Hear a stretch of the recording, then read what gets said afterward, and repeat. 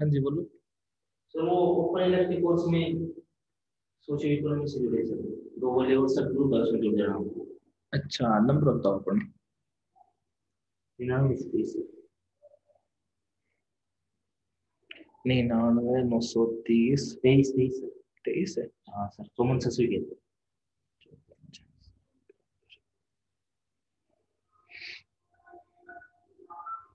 अमित के नाम से है नंबर ये। ठीक है कोई नहीं, कर दिया एक आपको। मेरे दोस्त का और सर। अच्छा उसने भी ये हरियाणा वाला सब्जेक्ट हाँ। लिया है। ये सोशल इकोनॉमी कोर्स। हाँ वही है ना, socio economic development of Haryana. हाँ सर। लो जिसका ही बता दो। 86 0 39 525।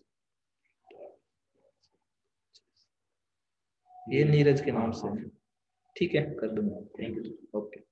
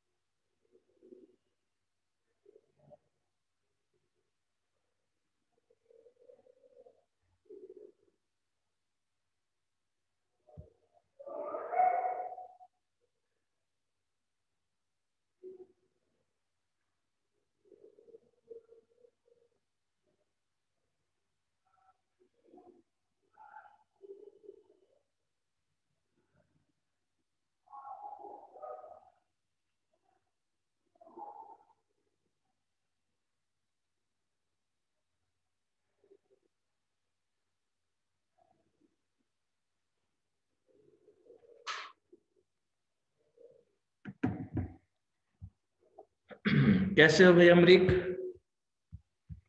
5 4 4 बच्चे। सर बढ़िया सर, आप सुनाओ कैसे हो सर?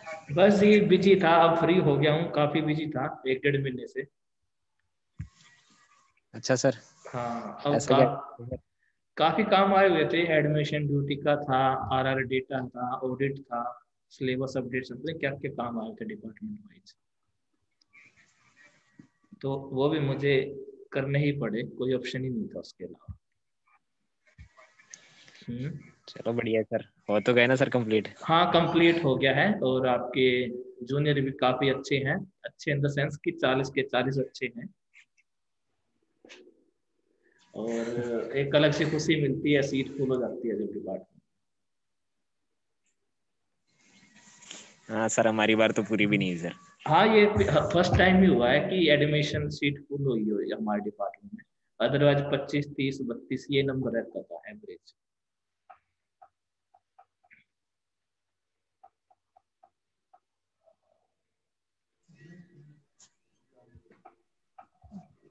तो चलो बाकी भी जुड़ते रहेंगे हम, अपना आज टॉपिक कर लेते हैं भाई, अब सिलेबस हमें खींचना पड़ेगा फास्ट फास्ट करते हैं फिर से। अब स्क्रीन दिखाई दे रही है आप लोगों को?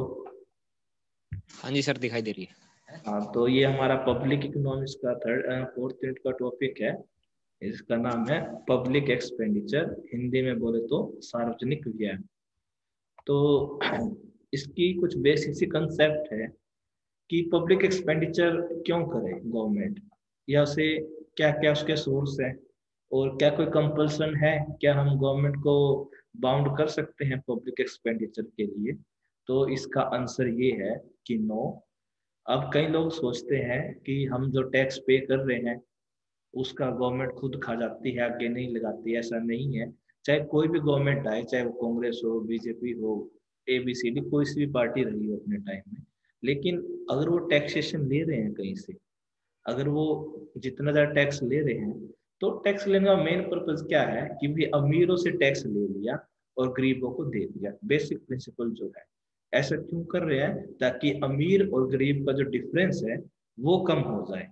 लेकिन आज तक ये डिफरेंस कम नहीं हो पाया। हम इतना हैवी टैक्स लगा रहे हैं अंबानी पे, अडानी पे, काफी अच्छा टैक्स ले रहे हैं 20 to 30% ऑफ ग्रोस प्रोडक्ट। लेकिन अब वो गरीबों तक पैसा कितना पहुंच रहा है, पहली बात तो ये हमें पता नहीं है। अगर आप आरटीआई भी लगाओगे और पब्लिक एक्सपेंडिचर के लिए पूछोगे कि सर पब्लिक एक्सपेंडिचर कितना हुआ है आरटीआई के थ्रू, तो भी आपको बहुत ज्यादा ऑथेंटिक डेटा मिलने वाला नहीं है। क्योंकि गवर्नमेंट इस डेटा को कॉन्फिडेंशियल रखना चाहती है कि हमारी जो टैक्स रिसिप्ट थी वो इतनी थी और पब्लिक एक्सपेंडिचर थी वो इतनी है।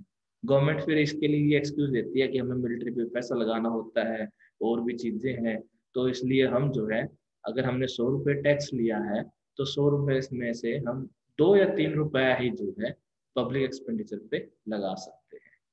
और ये चीजें हमें कब पता लगती है? जब हम बजट पढ़ते हैं। हर साल जो हमारा बजट आता है फाइनेंशियल ईयर में, तो उसमें आप देखोगे 50 to 70%, मतलब 50 से लेके 70% तक जो एक्सपेंडिचर है जीडीपी में, वो मिलिट्री वेपन्स पे, मिलिट्री पे खर्च किया जाता है। उसके बाद सेकंड नंबर पे जो है, हेल्थ वाइज अगर मैं बात करूँ, हॉस्पिटल्स वगैरह हैं, इनकी डॉक्टर क्लिनिक ये है, इनमें सिर्फ हार्डली 2% पैसा ही हेल्थ सेक्टर पे लगता है हर साल। फिर बात करूँ एजुकेशन सेक्टर की, तो उस पर भी 3% ही पैसा खर्च करती है सरकार। तो अब आप मेरे को बताओ कि ये कितना ठीक है कि आप अपने डिफेंस पे, मिलिट्री पे अपने देश की आधी जीडीपी खर्च कर रहे हो, और जो दूसरे इंपॉर्टेंट सेक्टर है हेल्थ एजुकेशन, उस पे आप 1-2% लगा रहे हो। तो क्या ये ठीक है या गलत है? ये क्वेश्चन मेरा शिल्पा से है डायरेक्टली। शिल्पा अनम्यूट करो अपने आप को।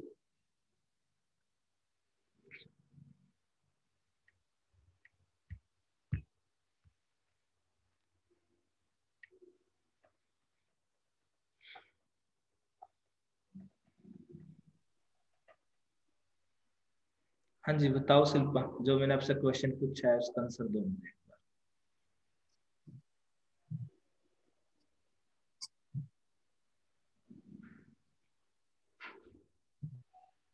ठीक भी है। क्या कह रहे हो? आवाज नहीं, पहले दोबारा से रिपीट करो। सर टैक्स पूछ रहे हो ना सर ये? हाँ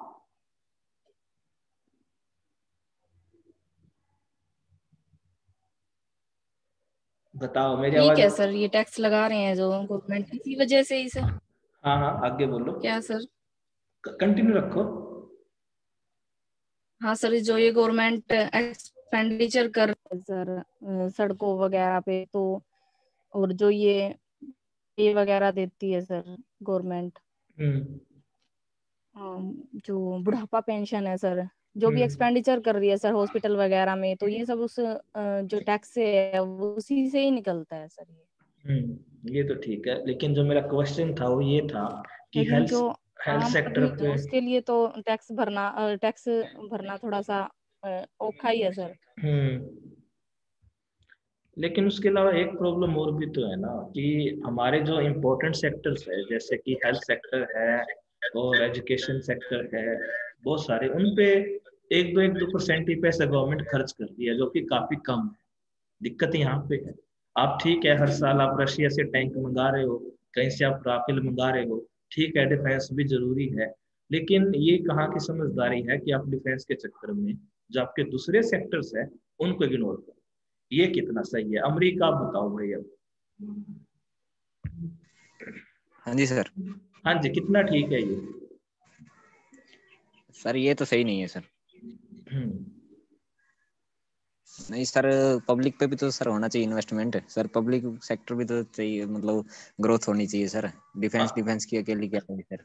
हाँ, वही तो दिक्कत है ना। और देख लो, मैं अब सोचने वाली बात है, इंडिया इतना डिफेंस पे लगा रहा है पैसा, लेकिन आज तक हम सबसे ज्यादा अगर कोई गुलाम कंट्री बना है तो वो इंडिया है। सही कहा, सबसे ज्यादा जिसको, हाँ सर। ठीक है ना, सबसे ज्यादा गुलाम जिसको बनाया गया है। तो अब आप डिफेंस के ऊपर सारा ध्यान दे रहे हो, ये तो कुछ ऐसे ही काम हो गया कि कई बार वो सील्ड होती है ना, जैसे अपना ये होता है, क्या बोलते हैं, कोकोनट होता है, नारियल होता है, ऊपर से स्ट्रॉन्ग हो जाता है, लेकिन अंदर से वो काफी सॉफ्ट होता है नारियल। तो इंडिया की सिचुएशन भी ऐसी है, डिफेंस को आप बाहर से स्ट्रॉन्ग कर रहे हो, लेकिन अंदर की जो पब्लिक है उसके पास जो है रोटी कपड़ा मकान ये सारी चीजें बेसिक फैसिलिटी है ही नहीं। हेल्थ सेक्टर का बुरा हाल है, लोग सरकारी वही तो, हॉस्पिटल में जाना लॉकडाउन नहीं में तो चाहते। सर पता चला ना सर कि उसमें हेल्थ फैसिलिटी तो है ही नहीं सर। हम्म। तो हमारे पास इतनी फैसिलिटी नहीं है तो हम क्या इलाज करेंगे सर। हाँ, तो वही तो कह रहा हूँ ना, चलो आपने अपने बॉर्डर तो सेफ कर लिए, लेकिन जो देश के अंदर की पॉपुलेशन है वो तो ठीक नहीं है ना। वो इतना यहाँ पे क्राइम रेट बढ़ गया है आपस में। कई बार हम देखते हैं ना सिविल वॉर, जिसे हम गृह युद्ध बोलते हैं, कि किसी एक देश के अंदर ही जो है लोग आपस में लड़ने लग जाते हैं, एक स्टेट दूसरे स्टेट से, एक डिस्ट्रिक्ट दूसरे डिस्ट्रिक्ट से। तो अगर ऐसे ही चलता रहा तो कहीं ना कहीं हम जो है सिविल वॉर, या जिसे हम गृह युद्ध कहते हैं, कहीं ना कहीं उस सिचुएशन की तरफ हम जा रहे हैं। क्योंकि अब, सर आपकी वॉइस गई सर। अच्छा अभी मैं फिर से ट्राई करता हूँ, एक मिनट रुकिए। अब आ रही है? सर वॉइस नहीं आ रही सर। अब आएगी, ध्यान से देखो, मैं फिर से कनेक्ट कर रहा हूँ।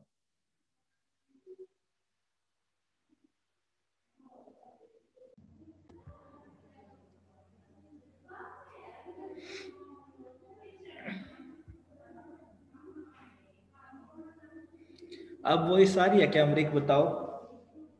हाँ जी सर अब आ रही है सर। अच्छा अच्छा, फिर ठीक है भाई। अच्छा, तो मैं यही कह रहा था कि अगर ऐसे ही चलता रहा, जो मैंने जैसे आपको कोकोनट का एग्जांपल दिया है, नारियल का, कि जो बाहर से तो काफ़ी हार्ड होता है लेकिन अंदर से वो जो है काफ़ी सॉफ्ट होता है। तो वो सिचुएशन जो है अब बनती जा रही है कि हमारा जो मेन प्रॉब्लम है वो किस चीज़ का है, कि हम सारा, हमारा जो सारा फोकस है वो डिफेंस की तरफ ही है। दिक्कत यहाँ पे है।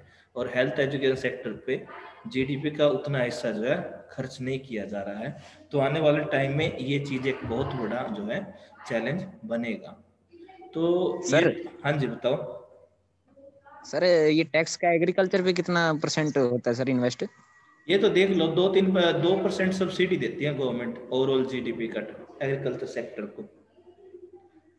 ये ठीक है सब्सिडी सर। फॉर्म में आता है, जैसे बिजली फ्री हो गई, यूरिया वगैरह जो है कम कॉस्ट पे हो गया, वो सारी चीज़ें, पेस्टिसाइड्स जो है बहुत सारी जगह पे हाफ कॉस्ट पे है।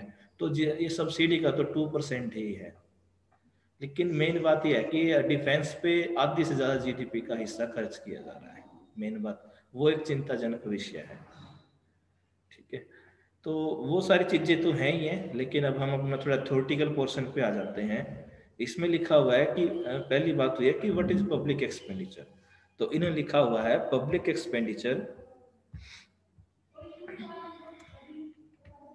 public expenditure is spending made by the government of a country on collective needs and wants such as pension provisions such as education, healthcare and housing, security, infrastructure, etc.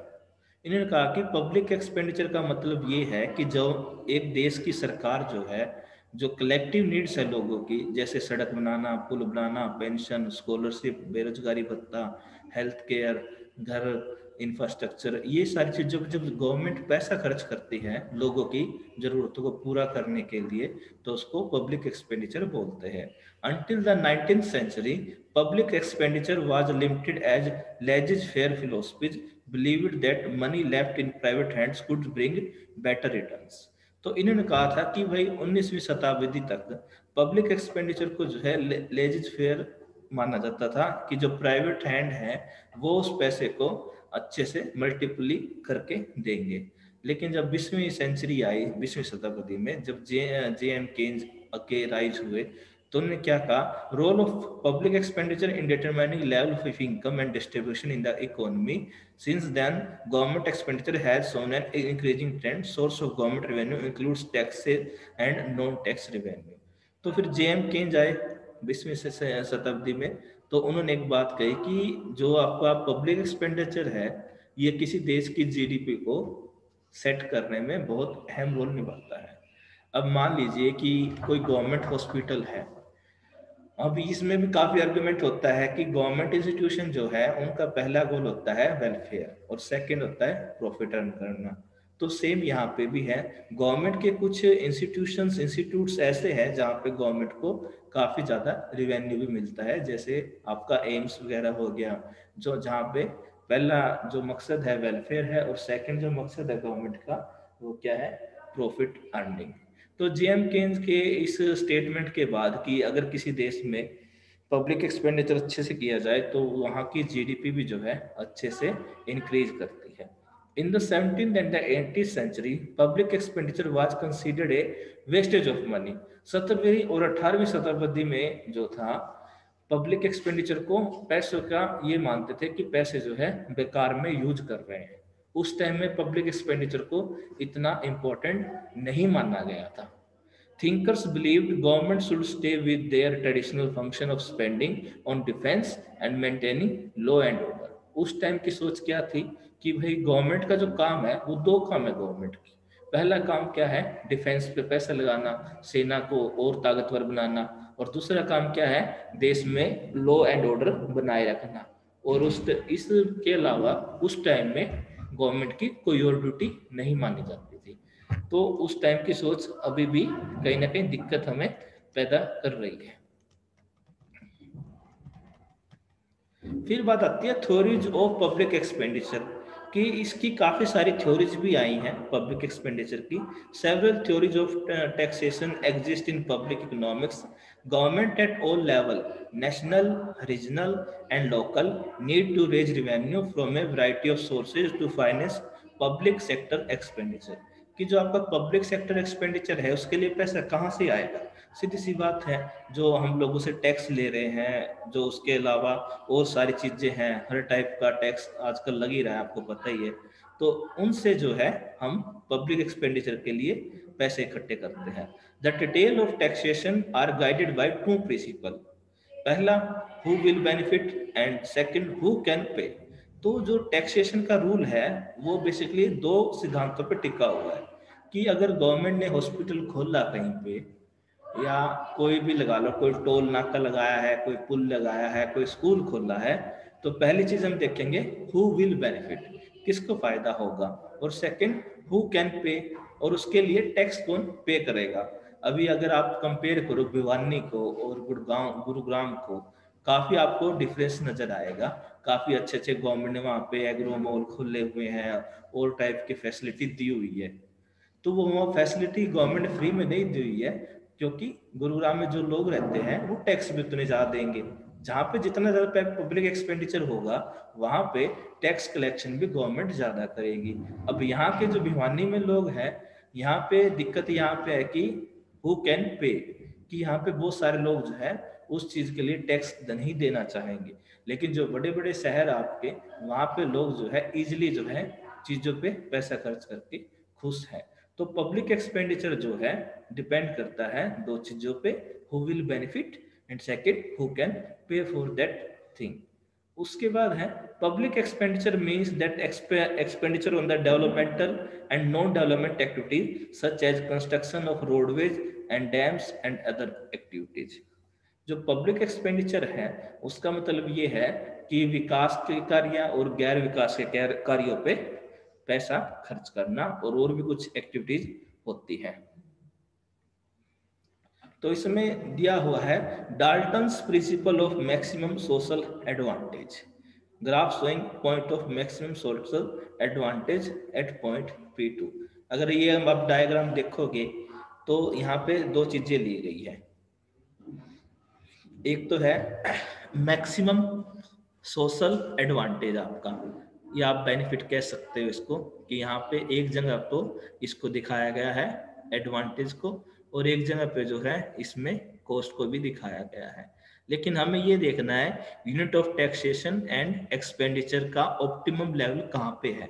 मतलब P point की अगर मैं बात करूँ, जहाँ पे P point intersect कर रहा है, तो इन्होंने ये इसका ऑप्टिमल पॉइंट बताया है टैक्स लगाने का। क्योंकि अगर आप जरूर इससे आगे टैक्स लगाओगे तो उसका भी नुकसान है। आप रिच से, अमीर से एक लिमिट तक ही टैक्स ले सकते हो। अब मान लीजिए कि मैं कोई एंटरप्रेन्योर हूँ या मैं कोई इंडस्ट्रियलिस्ट हूँ और मेरी जो इनकम है कई लाखों करोड़ों में है। ये मान लीजिए कि मैं जो है मेरी एनुअल इनकम 100 करोड़ है, अगर 100 करोड़ में से मुझे एज ए टैक्स 5 या 10 करोड़ देना पड़े तो मैं दे दूंगा, कोई दिक्कत नहीं है। लेकिन गवर्नमेंट ये कहे कि नहीं आपको 30 करोड़ देना पड़ेगा, तो इससे क्या होगा, इन्वेस्टमेंट डिस्करेज होगा। मतलब मेरा ये लगेगा यार मैं 100 रुपए कमा रहा हूँ और 100 में से 30 रुपए गवर्नमेंट खा रही है, तो मैं क्यों इतनी मेहनत करूँ, क्योंकि ज्यादा टैक्स देना कोई नहीं चाहता। तो टैक्सेशन का भी एक ऑप्टिमल लेवल होता है, जरूरत से ज्यादा भी आप नहीं कर सकते और जरूरत से कम भी लगाओगे तो उसमें भी नुकसान है। अगर आप जरूरत से कम टैक्स लगाओगे तो आप गरीबों के लिए सब्सिडी कहाँ से लेके आओगे। तो इकोनॉमिक्स जो है आपकी ऑप्टिमलिटी पे रन करती है। तो यहाँ पे जो आपका पी पॉइंट है, यहाँ पे ये टैक्सेशन का और एक्सपेंडिचर का ऑप्टिमल पॉइंट है। तो इन्होंने आगे बात की है principle of maximum social advantage, the criteria and pre condition for arriving at this solution are collectively referred to as the principle of maximum social advantage. Taxation, government revenue and government expenditure are the two tools. तो इन्होंने कहा कि social advantage को maximum करने के लिए दो ही tool हैं, एक तो गवर्नमेंट रिवेन्यू जो टैक्सेशन है और दूसरा है गवर्नमेंट एक्सपेंडिचर।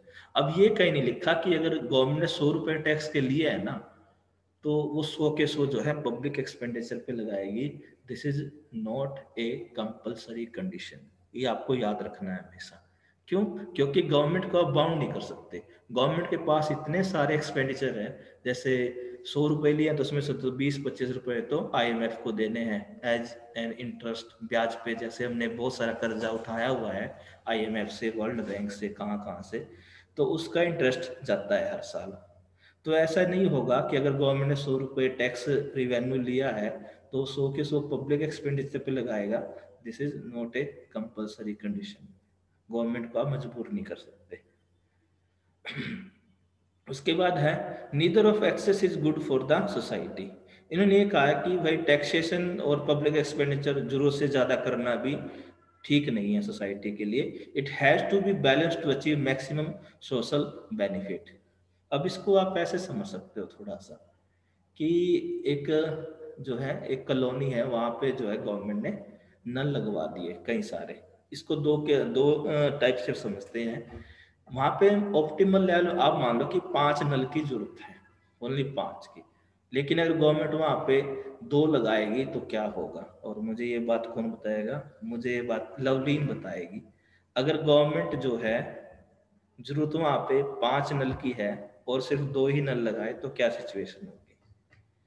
अनम्यूट करो सर। प्रॉब्लम होएगी, जो भी पब्लिक होएगी उसको प्रॉब्लम होएगी वहां पे। ठीक है, क्या क्या प्रॉब्लम हो सकती है? सर होनी तो वहाँ आधी तो लड़ाई ही होनी है इस चीज के लिए कि कौन पहले जाएगा कौन, और जिसकी मतलब जिसको चाहिए क्या पता उसको मिल भी ना पाए पूरी तरीके से। अब उसमें वहां पे चीज क्या होगी, वहां पे ओवर यूटिलाइजेशन होगा। मतलब 2 नल को जरूरत से जब ज्यादा आप यूज करोगे तो डैमेज होगा, सीधी सी बात है। क्योंकि जैसे उसका एक लिमिटेड सा टाइम होता है आने जाने का, तो हो सकता है लोग उसको जल्दबाजी में उसको तोड़ भी दे या वो डैमेज भी कर दे। तो इससे क्या होगा कि गवर्नमेंट ने जो पब्लिक एक्सपेंडिचर किया है वो नल एंड वॉइड हो जाएगा। और अगर ऐसा किया कि 5 की जगह 10 लगा दिए नल, तो उसका भी कोई नुकसान है क्या लवली? सर उनका यूज ही नहीं होगा, वो अंडर वो वेस्ट यूटिलाइज, जाएंगे। हाँ वो अंडर यूटिलाइजेशन हो जाएगा। फॉर एग्जांपल जैसे आपकी ये कंप्यूटर लैब है, यहाँ पे अब ये रखी हुई है कंप्यूटर इसमें, लेकिन इसका यूज हो नहीं पाता ऑप्टिमल।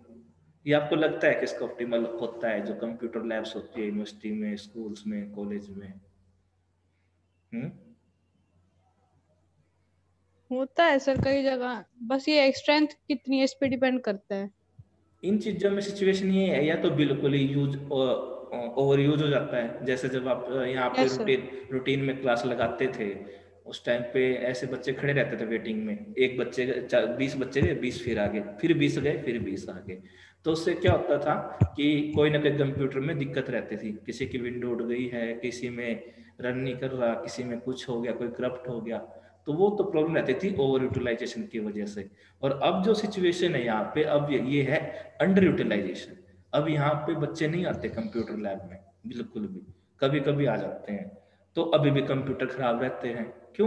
क्योंकि वो आप उनको अगर डेली रन नहीं करोगे, कंप्यूटर को उस पर काम नहीं करोगे, तो इलेक्ट्रॉनिक आइटम्स ऐसी होती है कि आप उसको रूटीन में यूज करोगे तो अच्छी चलेगी, लेकिन अगर आप उसे 5-10 दिन ऐसे बंद कर दोगे तो उसमें दिक्कत आना स्टार्ट हो जाती है।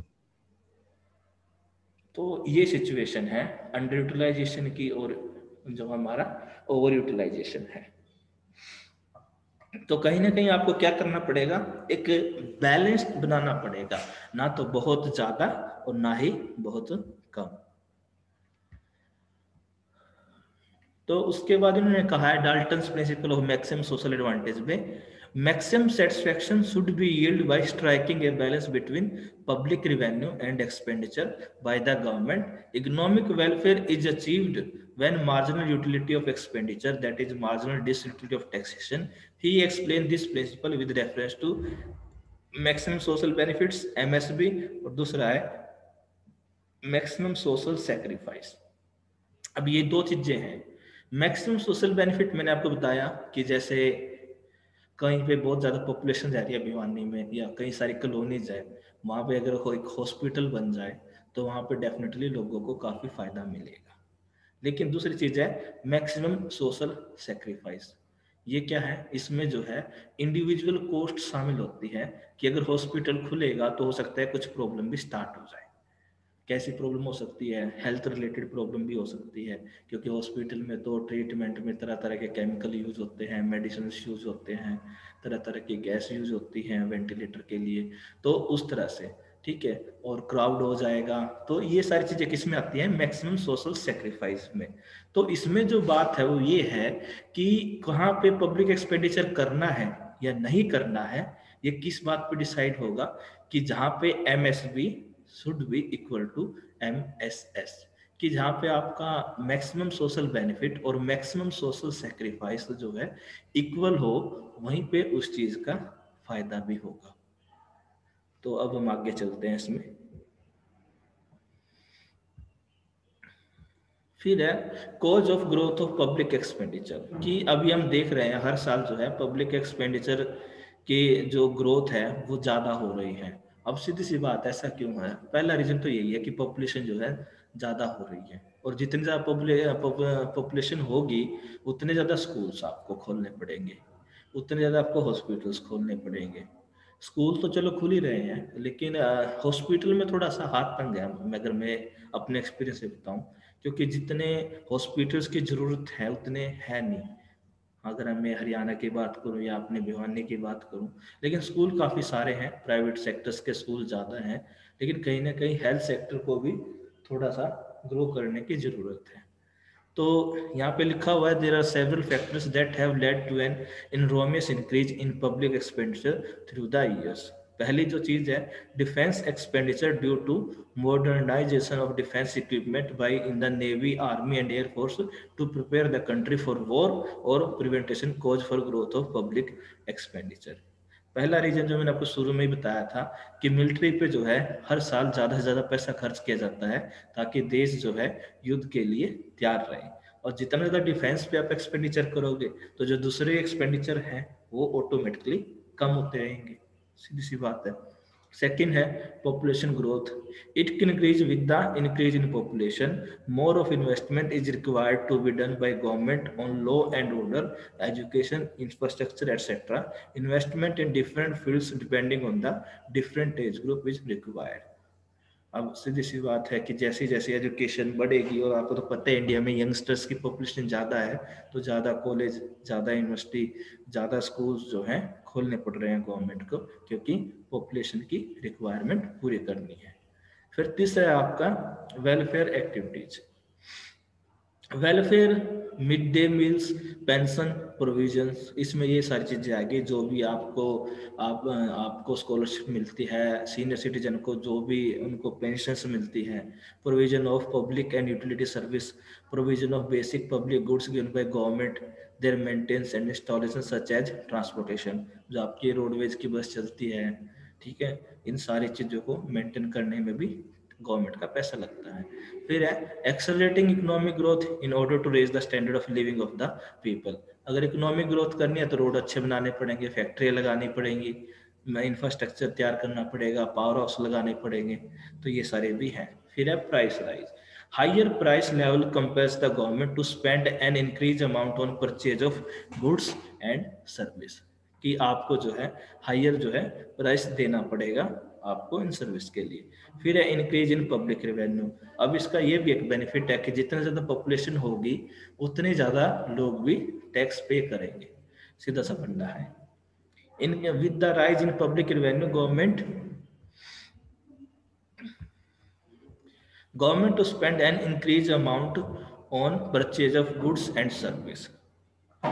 उसके बाद है इसमें international obligation, maintenance of social economic obligation, culture exchange, these are indirect expense of government. जैसे मैंने आपको बताया था कि जो हमने विदेशों से कर्जा ले रखा है वो सब का इंटरेस्ट भी हमें हर साल पे करना पड़ता है। तो वो कहाँ से पे होगा? सीधी सी बात है कि वो जो है पब्लिक रेवेन्यू से ही कंप्लीट होगा। क्योंकि अब हो सकता है हम से कोई स्टूडेंट ये सोचे कि सर कमाल है, आरबीआई रहा, हम वहाँ से नोट छाप के क्यों नहीं पैसा दे देते, आईएमएफ का सारा कर्ज क्यों नहीं उतार सकते? तो क्या हम ऐसा कर सकते हैं क्या? हेमलता आप बताओ,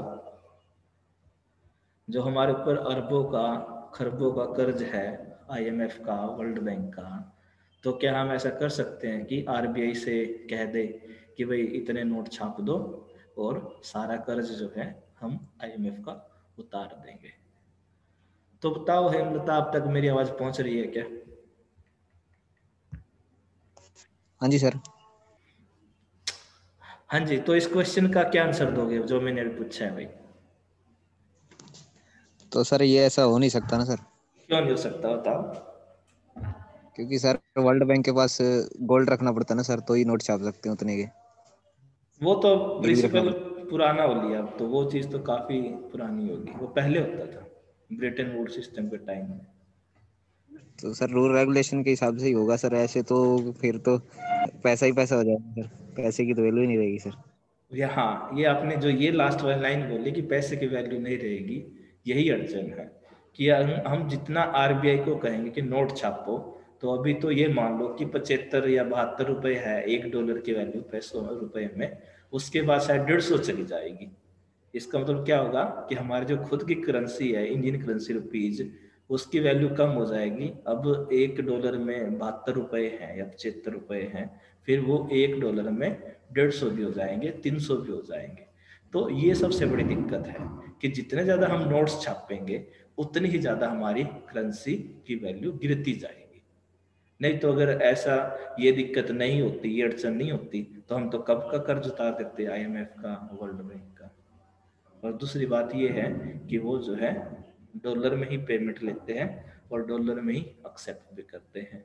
तो ऐसा नहीं है कि आपने यहाँ से 10 करोड़ रुपए छापे और आईएमएफ को जमा करा दिए, या जो आप इंटरेस्ट दे रहे हो आईएमएफ को रुपीज में दे रहे हो। नो, वो जो आप इंटरेस्ट भी दोगे, प्रिंसिपल अमाउंट भी दोगे, सब कुछ आपको डॉलर में कन्वर्ट करके उनको देना पड़ेगा। ये बात है। तो किसी भी करेंसी की वैल्यू ज्यादा तभी होगी, अब जैसे डॉलर की वैल्यू ज्यादा है तो इसका मतलब क्या है कि डॉलर कम छपा है, करेंसी डॉलर की कम है, इसलिए उसकी वैल्यू ज्यादा है। रुपीज की वैल्यू कम क्यों है? क्योंकि रुपीज काफी ज्यादा छपे हुए हैं। तो जो करेंसी जितना ज्यादा छपेगी उसकी वैल्यू अल्टीमेटली डाउन चली जाएगी। तो एक ये भी रीजन है। तो हम आगे चलते हैं अपने टॉपिक्स में। Wars and social crisis. Fighting amongst people and communities and prolonged drought or unemployment, earthquake, hurricanes, or tornadoes may lead to an increase in public expenditure of a country. This is because it will involve government to replan and allocate resources to finance the reconstruction. कई बार बाढ़ भी आ जाती है, जैसे बिहार में तो regular आती है, कभी तूफान आ गया, कभी भूकंप आ गया, कभी कोई और नेचुरल डिजास्टर आ गई। अब ये कोरोना भी तो एक तरह से नेचुरल डिजास्टर ही है। क्यों? क्योंकि इसकी वजह से सारे काम धंधे ठप हो गए हैं, लोगों को फ्री में टेस्टिंग भी देनी पड़ी गवर्नमेंट को, अब आगे क्या पता फ्री में वैक्सीन भी देनी पड़ जाए, तो इस चीज का बर्डन तो पड़ेगा ना गवर्नमेंट के फंड पे। तो ये सारी चीजें क्या है, ये भी एक तरह से पब्लिक एक्सपेंडिचर ही कहलाता है, क्योंकि गवर्नमेंट जो है लोगों पे इसको खर्च कर रही है। फिर है उसके बाद creation of super national organisation जैसे the United Nations, NATO, European Community and other multi national organization that are responsible for the provision of public goods and service on an international basis have to be financed out of funds subscribed by member of states, thereby adding to their public expenditure. अब हमारे India ने भी जगह जगह सिंह फंसाए हुए हैं, कभी UN की मेंबरशिप है, कभी नाटो की है, कभी एशियान की है, और कभी किसी और चीज की है। तो इंडिया जहां जहां पे मेंबर नेशन बना हुआ है वहां वहां पे सब्सक्रिप्शन फीस भी देनी पड़ती है हर साल, कुछ लाख करोड़। जैसे आप मान लीजिए कोई ऐप है, जैसे अमेजोन ऐप है, उसका आप सब्सक्राइब करोगे तो हर साल आपको 300, 400 या 1000 रुपए जो है हर साल देने पड़ेंगे। तो सेम ऐसा इंडिया के साथ भी है। इंडिया ने हर जगह से मेंबरशिप उठा रखी है, यूएन से, नाटो से, एशियान से, सार्क से। तो इन सब के लिए भी जो है पैसा देना पड़ता है इनको, और वो पैसा कहाँ से जाएगा? पब्लिक एक्सपेंडिचर में काउंट होएगा, क्योंकि वो टैक्सेशन में जो पैसा गया हुआ है गवर्नमेंट के पास, वहीं से पैसा गवर्नमेंट कन्वर्ट करके आके बेचेगी। फिर है inflation. This is the general rise in the price level of goods and service. It increase the cost of all activities of the public sector and thus a major factor in growth in money terms of public expenditure. अब जैसे जैसे हम, आप जैसे देखते हो महंगाई भत्ता जो देती है सरकार, या जो ये वेतन आयोग आता है, ठीक है, इन सब का बर्डन भी गवर्नमेंट के ऊपर पड़ता है। पहले गवर्नमेंट एम्प्लॉय की सैलरी 30,000 थी, एक साल बाद उसका इंक्रीमेंट मिल जाता है, गवर्नमेंट 40,000 कर देती है। तो ऐसे 10,000 एक एम्प्लॉय का बढ़ा। तो अब सीधी सी बात है, मान लीजिए 1 लाख एम्प्लॉय है और उसका आपने 10,000 बढ़ाया है, तो आप हिसाब लगा लो कितना पैसा ज्यादा देना पड़ रहा है गवर्नमेंट को। तो उसका बर्डन भी कहाँ पे पड़ेगा? पब्लिक एक्सपेंडिचर में ही उसको हम ऐड करेंगे।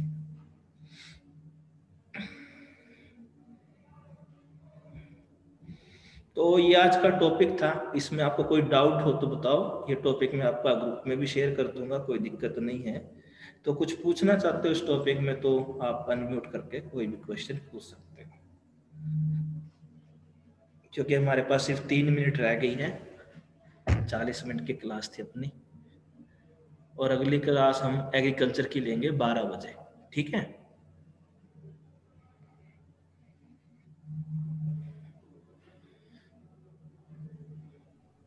और इस टॉपिक में ये डाटा भी डालना पड़ेगा जो ये कुछ डेटा मेंशन कर सकते हो, सारा डेटा नहीं डाल सकते। वैसे एग्जाम में तो थ्योरी आ सकती है, ये आप मेंशन कर सकते हाँ हो। सर। काम की चीज है जो मैंने आपको बताई है, कोरोना क्राइसिस वगैरह की। ये एक प्रैक्टिकल एग्जांपल दिया है मैंने आपको। और किसी को कोई डाउट हो तो वो भी बता दो भाई।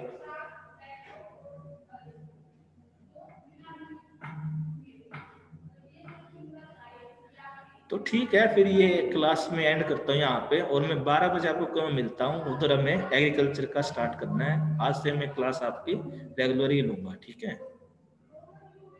और हमारा जो सिलेबस रहता है उसे फटाफट कंप्लीट करते हैं। आई थिंक मेरा ही सिलेबस रह गया, बाकी ने तो करवा दिया है।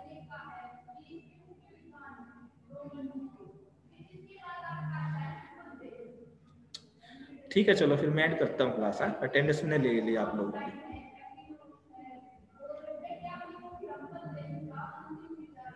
Okay sir.